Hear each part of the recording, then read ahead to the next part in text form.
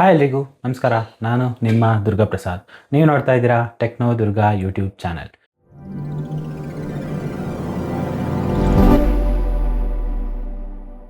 ಎಲ್ಲೋದ ಇವನು, ಒಂದು ವರ್ಷ ಆಯಿತು, ಒಂದು ವರ್ಷದಿಂದ ಕಾಣಿಸೇ ಇಲ್ಲ ಅಂತ ಯೋಚನೆ ಮಾಡ್ತಿದ್ದೀರಾ? ಅದಕ್ಕೆ ನಾನು ಇವತ್ತು ಉತ್ತರ ಕೊಡಕ್ಕೆ ಬಂದಿದ್ದೀನಿ. ನೀವೇನಾದರೂ ನನ್ನ ಒಂದು 15,000 ಒಳಗಡೆ ಒಂದು ಒಳ್ಳೆ ಸ್ಮಾರ್ಟ್ಫೋನ್ನ ಸಜೆಸ್ಟ್ ಮಾಡೋದ್ರೆ ನನ್ನ ಹತ್ರ ಉತ್ತರ ಇಲ್ಲ. ಯಾಕೆ ಅಂದರೆ ಒಂದು 15,000 ಒಳಗಡೆ ಒಂದು ಒಳ್ಳೆ ಸ್ಮಾರ್ಟ್ಫೋನ್ ಇಲ್ಲ. ಮೊದಲು 15,000 ಒಳಗಡೆ ಬರ್ತಾಯಿದ್ದು ಸ್ಮಾರ್ಟ್ಫೋನ್ಗಳೆಲ್ಲ ಈಗ 20,000 ರಿಂದ 25,000 ಪ್ರೈಸ್ ರೇಂಜ್ಗೆ ಜಂಪ್ ಆಗಿದೆ. ಈ ಸ್ಮಾರ್ಟ್ಫೋನ್ಗಳಲ್ಲಿ ಯಾಕೆ ಈ ಪ್ರೈಸ್ ಹೈಕ್ ಆಗಿದೆ, ಇದನ್ನೆಲ್ಲ ತಿಳಿಸ್ಕೊಳ್ಳೋಕ್ಕೆ ನಾನು ಇವತ್ತು ನಿಮ್ಮ ಮುಂದೆ ಬಂದಿರೋದು. ಫಸ್ಟು ನಾವು ಇದ್ರದ್ದೆಲ್ಲ ರೂಟ್ ಕಾಸ್ ಏನು ಅನ್ನೋದ್ರ ಕಡೆ ಗಮನ ಹರಿಸೋದಾದರೆ, memory chip, RAM, storage shortage issue. So ಇದಕ್ಕೆಲ್ಲ ಕಾರಣ ಏನು? ಇದಕ್ಕೆಲ್ಲ ಕಾರಣ AI ಡೇಟಾ ಸೆಂಟರ್ಸ್. ನೀವು ನೋಡ್ತಿರ್ಬೋದು, ಲಾಸ್ಟ್ 3 ಇಯರ್ಸಿಂದ AI ಹೇಗೆ ಬೂಮ್ ಆಗ್ತಿದೆ. ಜೆಮಿನೈ AI ಇರ್ಬೋದು, ChatGPT ಇರ್ಬೋದು, ಆ್ಯಪಲ್ AI ಇರ್ಬೋದು, ಕ್ಲಾಡ್ AI ಇರ್ಬೋದು. ಸೊ ಈ ಎಲ್ಲ AI ಸೆಂಟರ್ಸ್, ಡೇಟಾ ಸೆಂಟರ್ಸ್ಗೆ ತುಂಬ ಸ್ಟೋರೇಜ್, ರ್ಯಾಮ್ ಅವಶ್ಯಕತೆ ತುಂಬ ಇದೆ.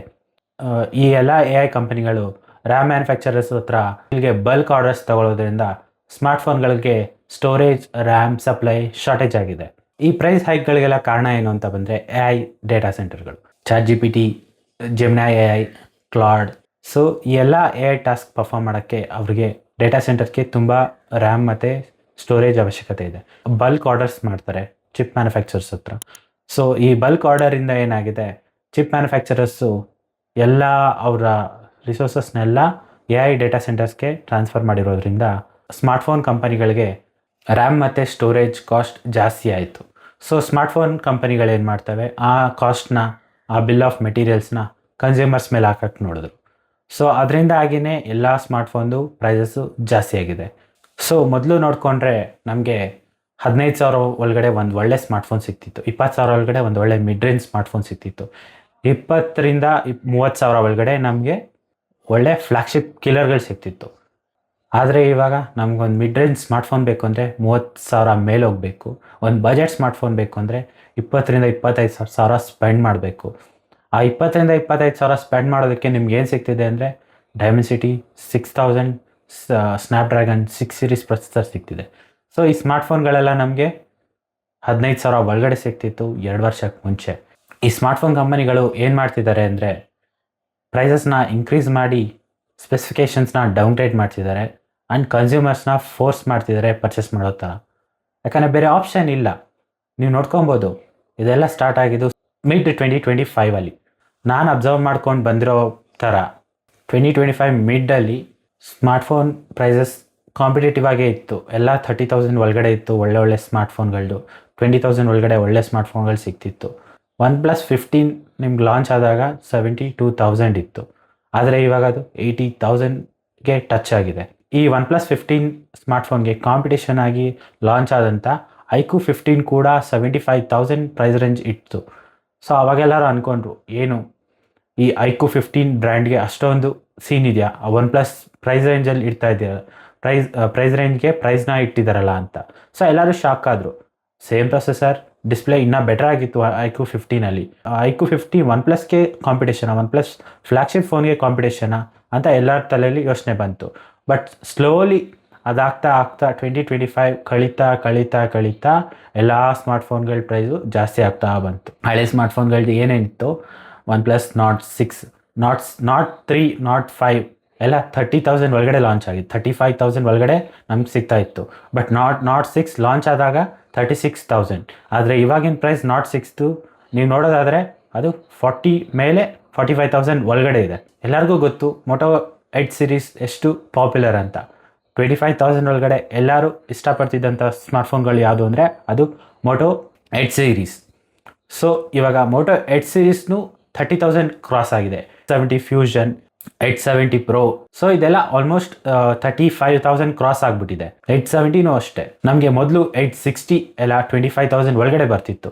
ಆದರೆ ಇವಾಗ ನಮಗೆ 8 ಸೀರೀಸ್ ಎಲ್ಲ 30,000 ಕ್ರಾಸ್ ಆಗೋಗಿದೆ. G ಸೀರೀಸ್ 20,000 ಒಳಗಡೆ ಸಿಗ್ತಿತ್ತು, 15,000 to 20,000. ಸೊ ಇವಾಗ G ಸೀರೀಸು 30,000 ಒಳಗಡೆ 20,000 ಮೇಲೆ ಈ ಪ್ರೈಸ್ ಬ್ರ್ಯಾಕೆಟ್ಗೆ ಶಿಫ್ಟ್ ಆಗಿದೆ.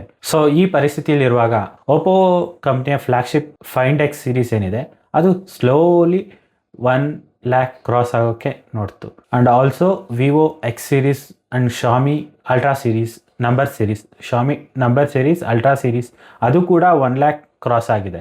ಸೊ ಮೊದಲೆಲ್ಲ 1 ಲ್ಯಾಕ್ ಅಬೌವ್ ಸ್ಮಾರ್ಟ್ಫೋನ್ ಅಂದರೆ ಬರೀ Samsung ultra series and iPhone pro series ಮಾತ್ರ ಆಗಿರ್ತಿತ್ತು.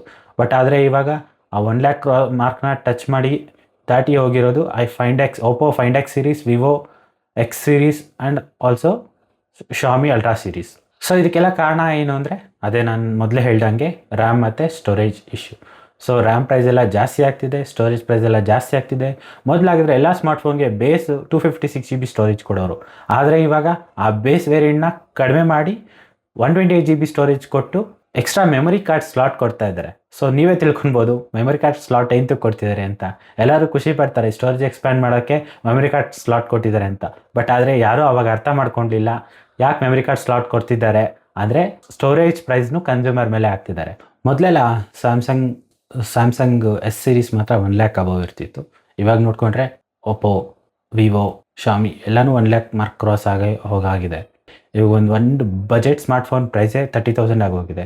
ಸೊ ನಾವೆಲ್ಲಿಂದ ಇಲ್ಲಿಗೆ ಬಂದಿದ್ದೀವಿ. 2 ವರ್ಷಕ್ಕೆ ಮುಂಚೆ 30,000 ಒಳಗಡೆ ಫ್ಲ್ಯಾಗ್ಶಿಪ್ ಕಿಲ್ಲರ್ಗಳು ಸಿಗ್ತಿತ್ತು, ಒಳ್ಳೊಳ್ಳೆ ಸ್ಪೆಸಿಫಿಕೇಷನ್ಸ್ ಇರ್ತಿತ್ತು.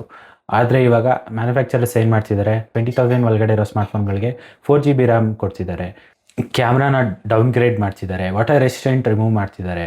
ಸೊ ಪ್ರೊಸೆಸರ್ಗಳು ಹಳೆ ಪ್ರೊಸೆಸರು, ಲೋ ಕ್ಯಾಪಾಸಿಟಿ ಪ್ರೊಸೆಸರ್ಗಳು ಕೊಟ್ಟಿರೋ ಸ್ಮಾರ್ಟ್ಫೋನ್ಗಳಿಗೆ ನಮಗೆ 30,000 ಪ್ರೈಸ್ ಇಟ್ಟಿದ್ದಾರೆ.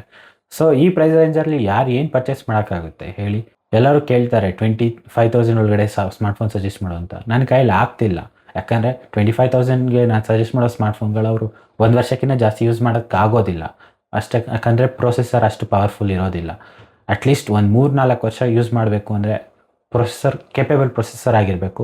ಆ ಪ್ರೊಸೆಸರು ಒಂದು 4 ವರ್ಷ ಸರ್ವೈವ್ ಮಾಡಬೇಕು ಅಂದರೆ ಆ ಸ್ಮಾರ್ಟ್ಫೋನ್ಗಳ ಪ್ರೈಸ್ ರೇಂಜ್ ಎಲ್ಲ 30,000 ದಾಟಿ ಹೋಗಿದೆ. ಸೊ ಅದಕ್ಕೋಸ್ಕರ ನೀವು ನನ್ನ ಚಾನಲ್ನ ಸಬ್ಸ್ಕ್ರೈಬ್ ಮಾಡಿಕೊಂಡು ಪಕ್ಕದಲ್ಲಿರೋ ಬೆಲ್ಲೈಕನ್ನ ಕ್ಲಿಕ್ ಮಾಡಿ. ನಿಮ್ಗೇನಾದರೂ ಈ ವಿಡಿಯೋ ಇಷ್ಟ ಆಯಿತು ಅಂದರೆ ಲೈಕ್ ಮಾಡಿ. ಸೊ ಇನ್ಮೇಲಿಂದ ನಾನು ಹೀಗೆ ಟೆಕ್ ರಿಲೇಟೆಡ್ ಕಂಟೆಂಟ್ ಇರೋ ವೀಡಿಯೋಸ್ಗಳನ್ನ ಮಾಡ್ತಿರ್ತೀನಿ. ಸೊ ನಿಮ್ಮ ಸಪೋರ್ಟ್ ನನಗೆ ಬೇಕು. ಸೊ ನೆಕ್ಸ್ಟ್ ವಿಡಿಯೋದಲ್ಲಿ ಸಿಗ್ತೀನಿ. Until then take care, tata, bye ಬಾಯ್.